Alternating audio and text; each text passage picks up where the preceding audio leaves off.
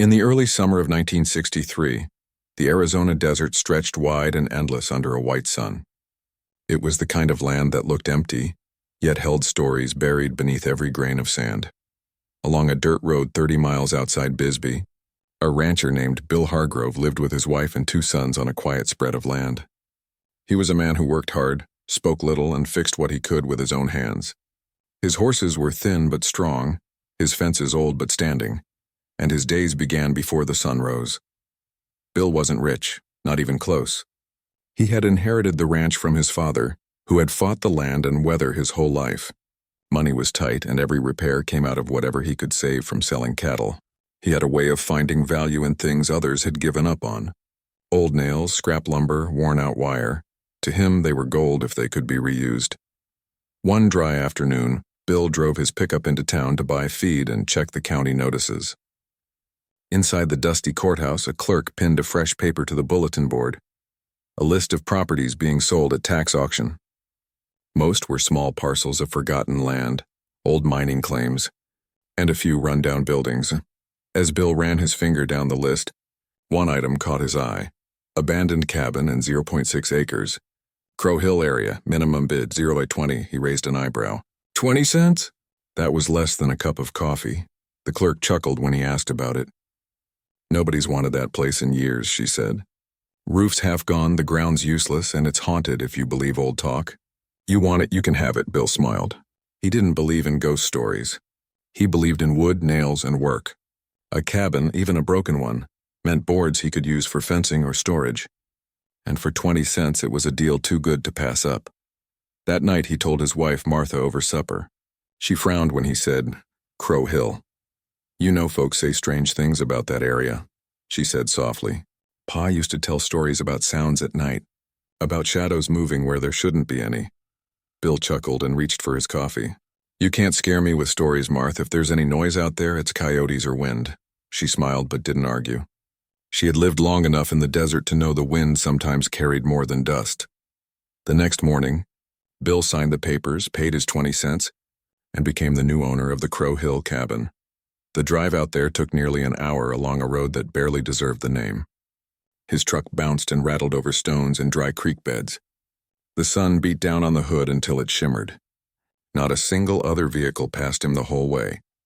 When he finally spotted the cabin, it looked smaller than he imagined, a shape leaning tiredly against the earth, swallowed by weeds and mesquite bushes. The roof was bowed inward like an old man's back. One corner of the porch had fallen through and the door hung crooked from a single hinge. The windows were dark holes, their glass long gone. Yet something about the place made him pause. It wasn't fear, not exactly. More like the feeling that time itself had stopped here, and he was stepping into someone else's forgotten world. Bill parked his truck and walked up the slope. The dry ground cracked under his boots. He noticed how quiet it was, no wind, no bird calls, not even the buzz of insects. Only the sound of his own breathing. He pushed the door gently and it creaked open with a long sigh like the house itself was waking up. Inside, dust floated in the sunlight that came through the gaps in the roof. The air smelled like dry wood and thyme.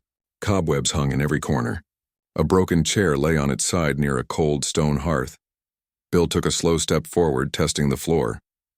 It held his weight but groaned softly. He could see animal tracks in the dust. Raccoons, maybe, or field mice. Nothing unusual for an old desert shack. What caught his attention next were the carvings. All along the walls, faint markings had been scratched into the wood. Not letters, more like patterns, lines, and shapes that repeated in curves. They looked old, worn by heat and sand. He ran a hand across one symbol and felt the grooves under his fingers. He couldn't tell if they were the work of some wandering drifter, or maybe even native craftsmanship from long ago. He made a note to ask one of his neighbors who sometimes helped with tribal artifacts at the museum. Still, to him, it didn't matter much. He was thinking about lumber. Those thick old logs might still have strong wood under the rot. He stepped back outside and looked at the land around the cabin. From the hilltop, he could see miles of dry brush, red soil, and empty horizon. It wasn't much, but it was peaceful. The kind of quiet that either comforts or unsettles you depending on the person.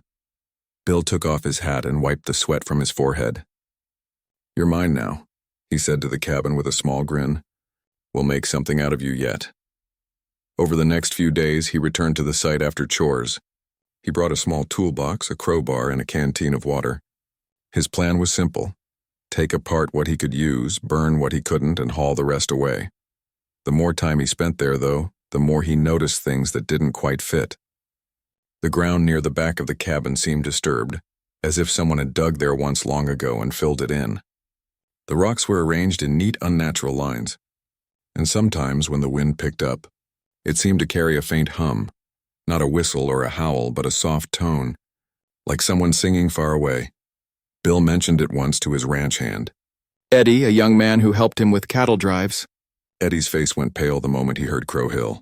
"You went up there?" he asked. "My granddad used to tell stories about that place. Said it belonged to an old Apache family before the war. Folks who lived there were taller than anyone else, real tall. People called them giants, but he said they were just different. Strong, quiet people who didn't bother anyone." Bill listened, half amused. "Giants, huh? That's a new one." Eddie nodded seriously. He said one of their girls went missing. They searched for her for days. Never found her. Some say she still watches that land. Bill laughed, not out of disrespect, but because he didn't believe in legends. "I'll tell you what," he said. "If I see a ghost, I'll offer her a job fixing fence." Eddie didn't laugh. That evening, a storm brewed over the horizon. Thick clouds rolled in from the west, flashing with distant lightning. Bill decided to check the cabin one last time before the rain hit. He didn't want loose boards to scatter. As he climbed the hill again, the air grew heavy and still. The sky turned the color of bruised purple and thunder murmured behind the hills. He opened the cabin door and stepped inside. The dim light from his lantern flickered across the carvings. The air was cooler now, and a faint scent of wet earth drifted through the cracks. Bill set his lantern on the old table and looked up at the ceiling beams, planning which ones he might salvage. The light danced across the room, making the shadows shift along the walls. For the first time since buying the place, he felt something. Not fear, but a strange awareness. As if the house was watching him as much as he was studying it, he told himself it was the storm. The wind had started to hum again outside, slipping through the cracks in the wood. It made the beams groan softly. Bill smiled and shook his head. "You've been standing too long alone, old girl," he muttered to the cabin. "Let's get you some air tomorrow." He blew out the lantern and stepped outside just as the first raindrops began to fall. Behind him, lightning flashed, and for a split second he thought he saw a shadow in the window. Tall, still, and silent. When he turned to look again, it was gone. He blamed it on the light, but later that night, as the storm rumbled and his cattle stirred in the pen, Bill couldn't help but think of what Eddie had said. She still watches that land. And somewhere out on Crow Hill, the cabin stood alone under the rain, holding its secrets a little longer. The morning after the storm, the world felt washed clean. The air was cool and the desert smelled of damp earth and sagebrush. Small puddles shimmered in the tracks Bill's truck had made up the hill the day before. Bill sat on his porch, drinking coffee and looking toward the horizon. From that distance, he could just make out the outline of Crow Hill. The storm had passed, but the thought of that shadow in the window lingered quietly in his mind. He hadn't mentioned it to Martha. No reason to worry her over what was probably a trick of light. Still, something about the cabin pulled at him. He couldn't quite explain why, but he felt a kind of responsibility toward it. Like finding an old forgotten book that deserved to be read again. After breakfast, he packed his tools and drove back to the cabin. The road was slick from rain and his tires slipped once or twice before reaching the top. When he arrived, the place looked almost different. The sunlight caught the wet wood, giving it a dark shine. Water dripped slowly from the roof. He walked around the outside first, checking for damage. The porch had sunk a little deeper, and one of the roof beams had shifted. Nothing he couldn't fix with a bit of support. He noticed the ground behind the cabin again. That small, uneven patch of dirt where the soil seemed freshly turned, even though no one had been there for decades. It was darker now from the rain, and he could see bits of stone arranged in a circle. He made a note to level that area later, maybe plant some grass if the soil would take it. Inside, everything was quiet except for the slow drip of rain through a hole in the roof. The carvings on the wall looked sharper in the damp light, as if the water had deepened their lines. Bill took a closer look this time. The marks were deliberate, Not random scratches, but drawn with purpose. Some looked like waves, others like long arms reaching toward the ceiling. He traced one with the tip of his finger. It felt strangely smooth, as though time had polished the edges. Whoever made these, they cared about what they were carving. He stepped back and looked around again. The cabin wasn't large, just one main room and a small space at the back, maybe once used as storage or a sleeping corner. The fireplace was filled with cold ash, untouched for years. A few broken shelves hung crooked on the walls. He opened a small wooden box he found near the hearth, expecting maybe some tools or nails. Instead, he found smooth pebbles, polished white stones about the size of marbles.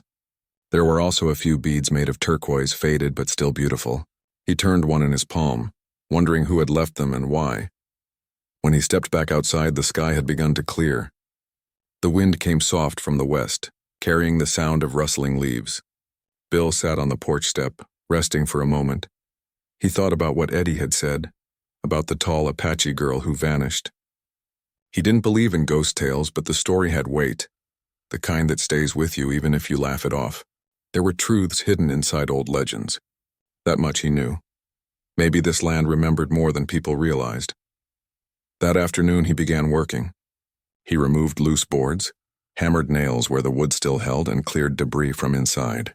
Every so often he'd find small objects buried under dust. A rusted spoon, an old hair comb, a glass bottle with no label. They were signs of life once lived, quiet evidence of people who had cooked, laughed, and slept under this same roof. As he worked, he talked out loud, a habit he had when alone. "You had good hands, whoever built this," he said at one point, running his palm over a well-cut beam. Didn't waste a single inch of wood. The cabin, of course, didn't answer. But somehow the air inside didn't feel as empty as before. By sunset, Bill was tired but pleased.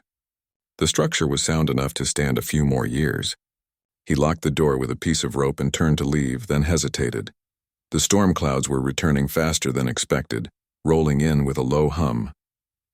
The path down the hill was already damp, and driving in rain again wasn't a good idea. He decided to stay for a while, maybe wait for the clouds to pass. He went back inside, lit his lantern, and sat on the old table. The warm glow made the walls seem closer, almost comforting. The smell of wet earth drifted in, mixing with the faint scent of smoke from the old fireplace. He poured himself some coffee from his thermos and listened to the slow patter of rain beginning. Again, that was when he heard it, the soft creak. Above him at first, he thought it was just the roof settling, but then it came again, a gentle rhythmic sound, like a slow swing moving in the air. He looked up at the beam overhead. The lantern light flickered across the ceiling, showing dust drifting down in thin strands. "Loose board," he said to himself quietly. Nothing more. He stood, grabbed his hammer, and climbed onto the table to check the beam. The wood felt damp but firm. Still, something caught his attention. There was a small piece of cloth caught in the crack, faded brown like a scrap of old clothing. It was tied around a nail as if someone had looped it there intentionally. He untangled it gently and held it near the lantern. It wasn't just cloth. It looked like woven fiber, maybe handmade. On the edge were small designs stitched in thread, tiny triangles and circles, the same shapes he had seen carved on the walls. He set it down carefully, unsure what to think. The rain grew heavier, and the wind pressed against the cabin walls. The air inside grew cool and carried a scent he couldn't place. Not dust or wood, but something faintly floral, like wild desert blooms.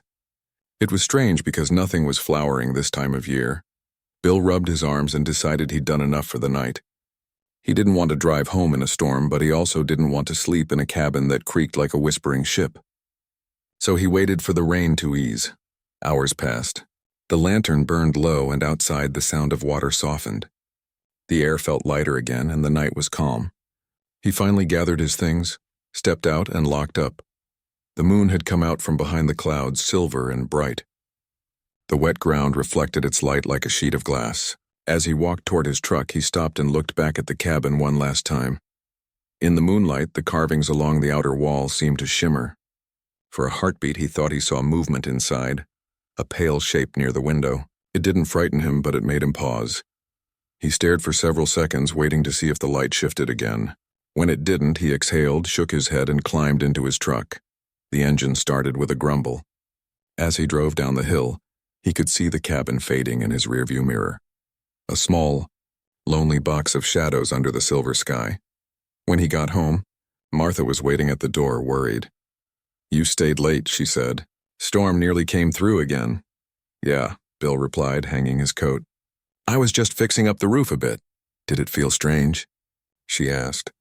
"That place always gave me a feeling." He hesitated, thinking of the carvings, the humming wind, the scrap of woven fabric tied to the beam. Then he smiled faintly. "It's just old wood, Marth. Old wood and stories. Nothing to be afraid of." She nodded, though her eyes said she didn't quite believe him. That night, as he lay in bed, the sound of rain returned softly outside. But over it, Bill could swear he heard something else. A distant rhythm, almost like slow steps moving across the porch floor of the cabin he had left behind. He told himself it was just the wind again.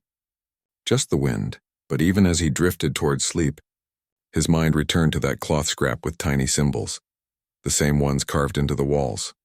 Someone had wanted to leave a message there, long before he ever came, and for the first time since buying the cabin, Bill felt like maybe the place hadn't been waiting to be torn apart. Maybe it had been waiting to be found. Days passed since Bill's first nights at Crow Hill, and he found himself thinking more and more about the cabin. What had started as a practical decision, a bargain purchase for a few boards, was turning into something that felt almost personal. He would catch himself staring at the cabin from across the hills while tending cattle, feeling a strange pull toward it, as though the building itself had something to say. On a bright morning, Bill decided to spend the whole day at the cabin. He packed his lunch, some water, his hammer, and a few tools. Martha had offered to come along, but he told her it was a man's job, though she had smiled knowingly. Deep down, he knew he needed to be alone to understand the place. The drive up was quiet. The air smelled of dry grass, and birds chirped faintly in the mesquite trees. As he reached the top of the hill, he noticed how much the landscape had changed since the storm. Small pools reflected the sky, and the desert floor seemed fresher, more alive. The cabin appeared stronger somehow in the morning light, though it was still leaning slightly to one side. Bill parked, grabbed his lantern, and stepped inside. The carvings on the walls had begun to show new patterns in the sunlight that streamed through gaps in the boards. He couldn't explain it, but the lines seemed to form shapes he hadn't noticed before, shapes that reminded him of tall figures moving gracefully, almost like dancers frozen in time. He knelt to examine the floorboards near the back of the cabin. Last time he had noticed the uneven ground outside. Now inside, the floor had a subtle dip where the soil had shifted underneath. When he pressed down lightly, it didn't feel hollow, but it did feel different from the rest of the floor. Bill bent closer, tracing his fingers along the boards, and noticed something unusual. A small, square cutout, perfectly aligned with the carvings above it. Curious, he pried it open with his crowbar. Beneath it was a shallow compartment just big enough to hold a few objects. Inside lay several items, carefully placed. A small bundle of dried flowers, a carved wooden figure, and a folded piece of cloth. The cloth had patterns stitched along its edge, similar to the scrap he had found tied to the beam. Bill's heart quickened. Whoever had left these items had cared deeply for this space. They weren't random objects. They were tokens, meaningful and deliberate. He carefully lifted the bundle and unwrapped the cloth.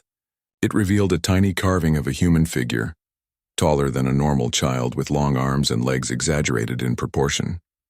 "It's incredible," Bill whispered to himself. Someone made this with real care. Someone wanted to remember her. He placed the items back carefully, more respectful than curious now. For the first time, he felt like he was not alone in the cabin. Someone from long ago had lived here. Someone had watched over this place and left these tokens behind as a way of remembering. The sound of wind through the broken roof seemed softer, almost as if it was breathing around him. Bill shook his head. He wasn't superstitious, but the moment felt significant.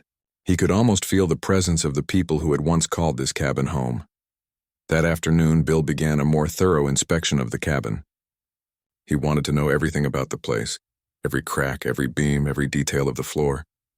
As he lifted loose boards and cleared debris, he found more objects, small bones of animals, worn beads, and bits of pottery. They were not unusual in themselves, but together they painted a picture of daily life that had vanished decades ago. He paused near the hearth. The fireplace, though cold and filled with ash, had a small indentation in the back wall. Leaning closer, he noticed that the brickwork had been altered deliberately. A tiny cavity had been created, long enough to hold something slender. Inside, he found a small polished stone. It was smooth and oval, with markings that looked like simple symbols etched into its surface. Bill turned it over in his hand. He had seen similar stones in history books, used by Native Americans as good luck charms or tokens of protection. Somehow he felt that whoever had left it here wanted to preserve a memory, or perhaps offer protection to someone who had once lived in the cabin. He set the stone down gently. By now, the cabin no longer felt like a building.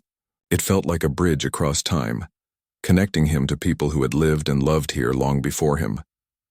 The sun began to sink lower in the sky, casting long shadows through the broken roof. Bill looked toward the back corner of the cabin, where he had first noticed the uneven floor. Something about it felt different now, heavier. He couldn't explain it, but a mix of curiosity and nervous anticipation made him approach slowly. As he neared the corner, he noticed a faint outline along the floorboards, almost like the shadow of a figure had been pressed into the wood. He knelt down, brushing the dust away, and felt a chill pass through him. It wasn't cold air.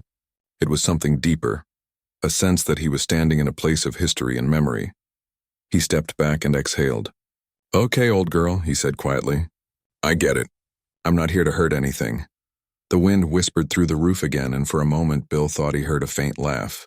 Not a child's laugh, but something small and light, like a memory carried in the breeze. Bill decided to spend the night at the cabin to see if he could feel more about the place. He set up a small cot in the center of the room and prepared a simple dinner of beans and bread. The wind outside picked up, rattling the boards and sending soft echoes through the walls. As he ate, he reflected on what he had found. The carvings, the small artifacts, the stone and the cloth, everything indicated that someone had lived here with intention and care. Someone tall, someone important to the local community, had once called this place home. He thought about Eddie's story of the tall Apache girl. It no longer seemed like just a story. The cabin itself was a record of someone special, someone remembered in small, careful ways. Bill felt honored to be the one to discover it, even if it was accidental. After dinner, he cleaned up and sat on the floor near the fireplace. The lantern flickered, casting shadows on the walls, and the carvings seemed to move slightly in the light. He didn't try to interpret them. He just let himself watch and feel the space around him. Hours passed. The wind softened and the night grew still. Bill began to doze, but he was suddenly aware of a faint sound, soft, almost like footsteps moving across the floor. His eyes snapped open. The cabin was empty and the sound stopped as quickly as it began. He listened carefully, heart steady but alert. Nothing. Just the whisper of the wind through the gaps in the walls. He shook his head and smiled faintly. "You're tricky, old girl," he murmured. "Trying to keep me awake?" He lay back down, but the feeling lingered. Something about the cabin made him feel alive, connected, and aware of the past. It wasn't frightening. It was as if he were sharing the room with someone long gone but still remembered. When he awoke the next morning, the cabin was bathed in golden light. The shadows had shifted and everything looked ordinary again. Bill stepped outside to breathe the fresh morning air. The landscape stretched out in all directions, untouched and quiet. He realized that something had changed within him overnight. The cabin was no longer just wood and nails. It was a place of stories, of memory, of people who had walked and lived there long before him. And he understood that the most important discovery wasn't a board or a stone. It was the awareness that history, no matter how small or hidden, could reach across decades to touch someone in the present. Bill climbed back into his truck, looking once more at Crow Hill. The cabin stood there quietly, unassuming but alive with secrets and memories. He felt a sense of respect, of responsibility, as if he were now a caretaker, not just an owner. And deep down, he knew that the next time he returned, he would find more stories waiting to reveal themselves. Small truths that had been patiently hidden in the walls, floors and shadows of the cabin for decades. For Bill, the cabin had shifted from a simple bargain into something meaningful, a connection across time, a story waiting to be uncovered. and a silent reminder that every place has memories, even if they've been forgotten for years. Bill returned to the cabin 2 days later. He had spent those days thinking about everything he had found: the carvings, the tiny stone, the cloth, and the carved figure. He had tried to forget it, telling himself it was just an old house with old things left behind. But something deep inside him kept pulling him back, like the land itself was calling his name. That morning, the air was cool and clear. The desert looked calm, but Bill's mind was restless. He drove his truck up the familiar path to Crow Hill. The road felt easier now, as if even the earth had accepted his visits. When he arrived, he noticed something strange right away. The door he had tied shut with rope was slightly open, swaying softly in the breeze. He frowned, thinking maybe the wind had loosened it. Still, the sight made him pause for a moment before stepping inside. The cabin smelled the same: dry wood, dust, and a faint sweetness like dried flowers. The light from the cracks in the walls painted thin golden lines across the floor. Bill stepped in slowly, letting his eyes adjust. Everything looked the same except one thing. The small wooden figure he had left on the table was no longer there. He stopped and stared at the empty spot. He was sure he had placed it there carefully, wrapped in the folded cloth before he left. He looked around, under the table, near the hearth, even behind the door. But it was gone. Bill stood still for a long time. He wasn't scared, but he felt a deep unease. The cabin was too quiet, the kind of quiet that listens. He finally said softly, "If someone's here, I don't mean any harm." Of course, there was no answer, only the whisper of the wind outside. He sighed, rubbed the back of his neck, and told himself there had to be a simple reason. Maybe he had moved the figure and forgotten. Maybe he had left it in the truck. He would check later. Trying to calm his thoughts, he decided to get back to work. He wanted to clear the soil behind the cabin, the uneven ground that had always seemed a little different. He grabbed his shovel from the truck and walked around to the back. The sun was bright now, warming the red earth. The area behind the cabin was small, maybe 12 feet across, with rough stones arranged in what looked like a circle. The dirt there was darker and softer than the rest of the ground. Bill began to clear weeds and debris, humming softly to himself. With each scrape of the shovel, he noticed how the earth seemed looser than the surrounding soil. He wasn't digging deep, just turning the top layer to even it out. After a few minutes, he hit something hard. It wasn't a rock, and the sound was dull, almost hollow. He knelt and brushed away the dirt with his hands. Beneath the soil was a flat wooden plank, weathered and gray like an old floorboard or cover. It lay perfectly in the center of the circle. He sat back on his heels, staring. The board looked out of place, too carefully set to be random. He ran his hand across it. It was smooth and cool, and there were markings on one side, faint but visible. Bill leaned closer and saw what looked like carved shapes, long lines and circular patterns, much like the ones inside the cabin. The same hands had made these markings. The same care, the same touch. Something inside him stirred, curiosity mixed with respect. He didn't feel the urge to dig further. Instead, he sat quietly, watching how the sunlight moved across the carved lines. He realized then that this was not just a piece of land. It was a resting place, a place that someone had built, cared for, and protected. He spoke softly, almost as if to the earth itself. "Whoever you were, I'll take care of this, I promise." A warm breeze moved through the air, and for a brief second, he thought he heard the faint sound of humming. Low, peaceful, almost like a song carried by the wind. He didn't move, just listened. The sound faded, but the feeling stayed with him. That evening, Bill went home and told Martha what he had found. She listened quietly, her hands folded in her lap. When he described the carvings, the small objects, and the wooden plank behind the cabin, her eyes softened with a mix of wonder and concern. "Bill," she said slowly, "I think you found something sacred. Maybe you shouldn't disturb it any more than you already have." "I'm not going to," he said. I think it's meant to stay just the way it is," she nodded. "Maybe you should talk to someone who understands the land better than we do." Bill thought about that. The next morning, he drove into town and spoke to a friend named Harold Gray, who worked at the small museum near the old mining district. Harold had an interest in local history and native artifacts. When Bill told him about the carvings and the wooden cover, Harold grew quiet. Crow Hill? He repeated. You sure about that? Yes, Bill said. Why? Harold leaned back in his chair. There's a story about that place. It goes back over 100 years. There was an Apache family who lived there, and a peaceful one. The daughter, they said, was unusually tall, taller than most men. Folks around called her the tall girl.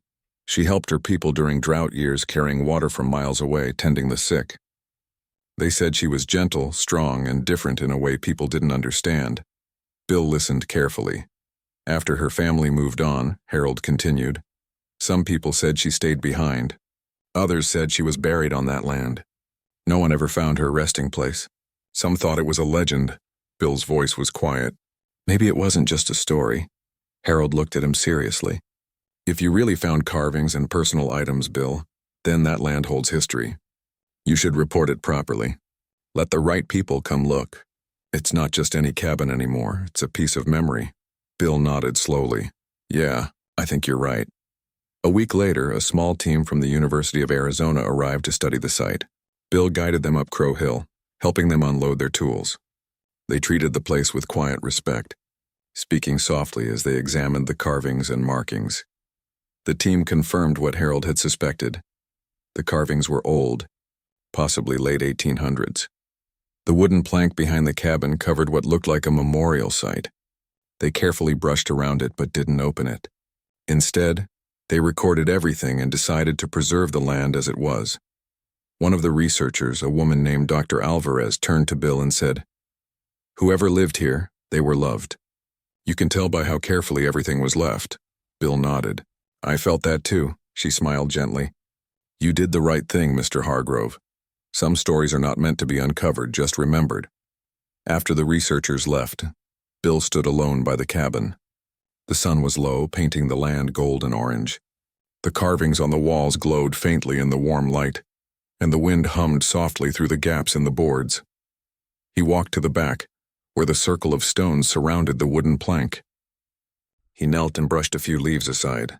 The earth was calm, settled. He didn't touch anything, just looked quietly, his hat held to his chest. "I don't know your name," he said softly, "but I'll make sure people remember you. You were here. You mattered." For a moment the wind lifted again, brushing gently across his face like a sigh. The air felt peaceful. Bill stood, replaced his hat, and turned toward the cabin. The door swung slightly in the breeze, creaking like a voice half awake. He smiled faintly. From that day forward, Bill stopped calling it the old cabin. To him, it was the tall girl's cabin and a place of history, kindness, and quiet strength. He built a small wooden sign at the path's entrance that read, "Crow Hill Cabin, Do Not Disturb." A memory lives here. Visitors from nearby towns began to stop by over the next few years. They would walk the path, stand in silence, and leave small offerings, a flower, a bead, a smooth stone. Bill never tried to profit from it or make it famous.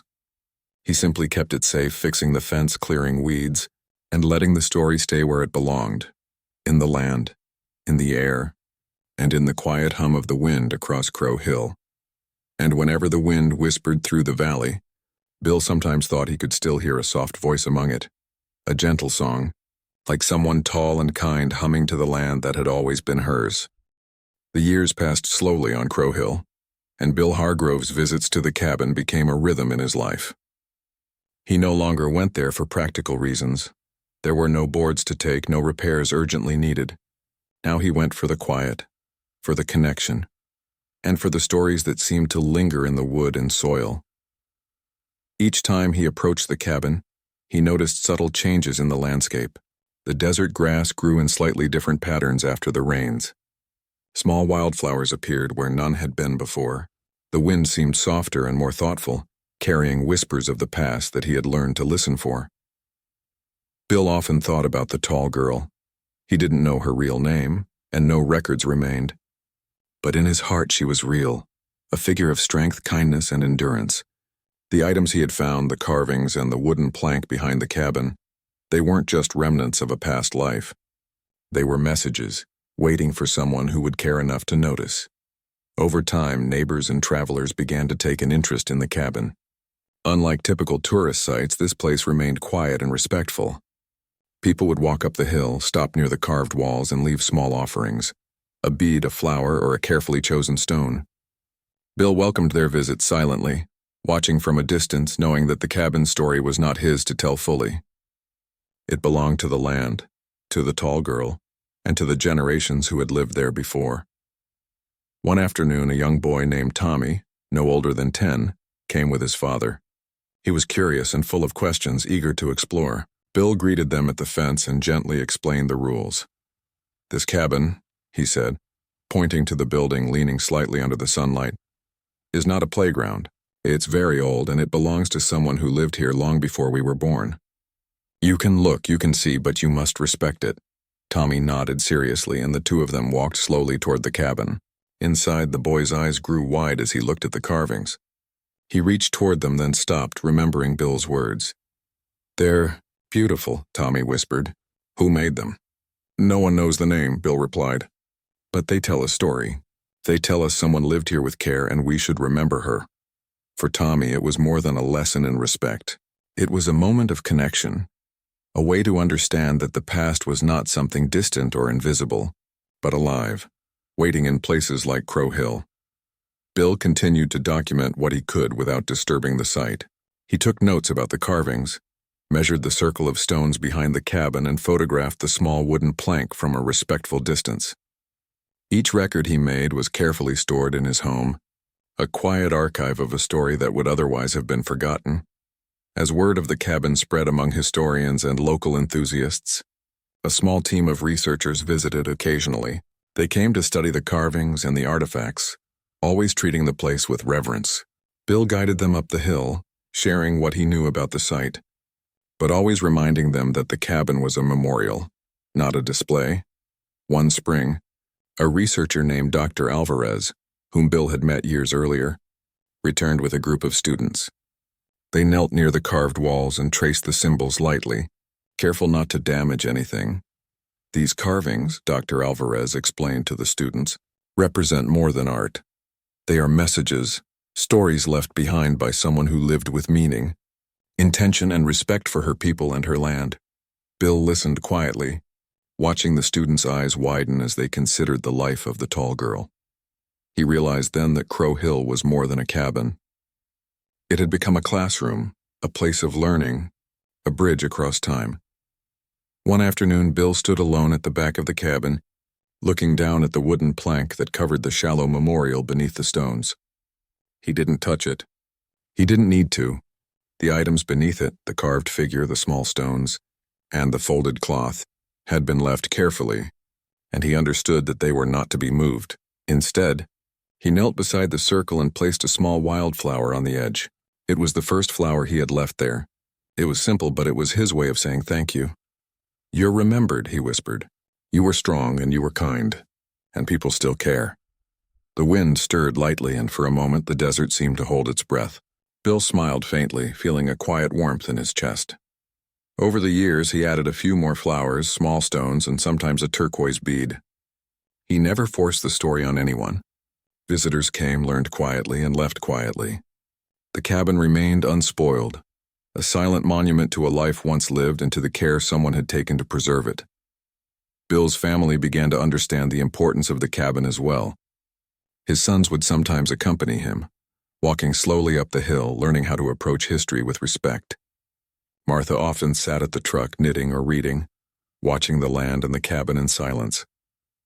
"This place changes you," she said one day, speaking quietly as they returned home.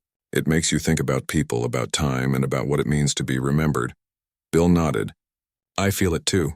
It's not just the cabin, it's the stories it holds. And the tall girl. She's still here in a way." The family came to understand that Crow Hill was not a place to conquer or own. It was a place to honor and protect. And in that protection, they became part of the story themselves. One spring morning, after a long, quiet rain, Bill walked the hill with a notebook in his hand. He wrote down the details of the carvings, measured the stones again, and recorded the condition of the wooden plank. He paused often, letting his gaze rest on the desert horizon. As he did, he remembered the first day he had bought the cabin for 20 cents. At the time, it had seemed like a simple bargain, a place for boards and repairs. But over the years it had become something far more important. It had become a lesson, a memory, and a connection across generations. Bill realized that the real treasure had never been the cabin itself. It had been the story, the life it had preserved, and the quiet way it had asked to be remembered. Years later, Bill shared the story of the tall girl with others, but always carefully. He spoke of the carvings, the circle of stones, the wooden plank, and the small objects left behind. He did not exaggerate or embellish. He told it as he had experienced it, a story of respect, care, and connection. And slowly, Crow Hill Cabin became more than a local curiosity. It became a place where people came to reflect, to learn, and to remember. School children visited quietly with their teachers, historians documented its artifacts, and travelers left small gifts of appreciation. The cabin remained untouched, a living memory of the past. On quiet evenings, Bill often sat near the circle of stones behind the cabin. The desert was still, the sun sinking low. The carvings glowed faintly in the warm light, and the air smelled faintly of wild sage and earth. Bill sometimes thought he could feel a presence, gentle, protective, patient. He smiled, thinking of the tall girl. She had left no written history, no photograph, no record in the newspapers. But through the carvings, the wooden plank, and the artifacts, she had left something far more enduring, a story of her life, waiting for someone to notice and remember. Bill understood then that the cabin would always hold her memory, and that anyone who visited, anyone who paused quietly and listened, could share in it. Crow Hill Cabin was no longer simply an old building on a hill. It was a testament to the past, a bridge across generations, and a place of quiet reverence. And Bill, who had once bought it for 20 cents on a whim, had become its guardian, the keeper of stories, memories, and a legacy that would last far longer than he ever could. Over the years, Bill continued to care for the cabin and the land. He fenced the area, cleared weeds, and added small signs encouraging visitors to treat the place with respect.